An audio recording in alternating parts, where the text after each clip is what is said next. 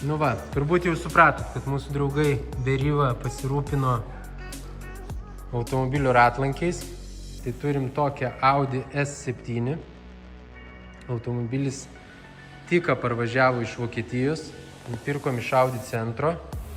Tarp kitko, automobilis priklausė olimpiečiui ir kluotojui. Taip, tai trumpai apie patį automobilį ir jo įrangą.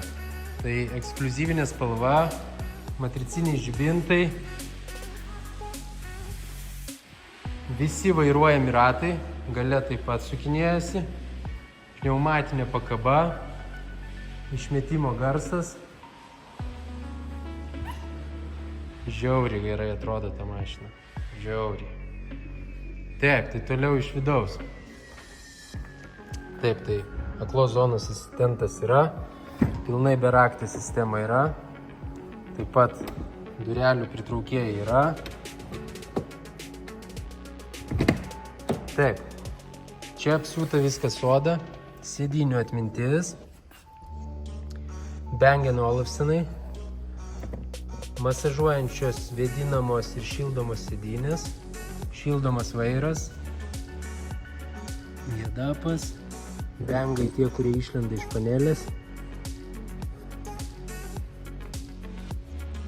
Automobilis turi net automobilio kvepalus vidinius, galite pasirinkti žieminį arba vasarinį kvapą, jo intensyvumą, dvigubi stiklai.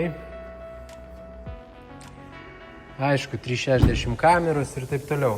Žodžiu, automobilis visiškai pilnos komplektacijos, išskirtinės išvaizdos, išskirtiniam žmonėm. Tai laukiam jūsų Auto Vibe.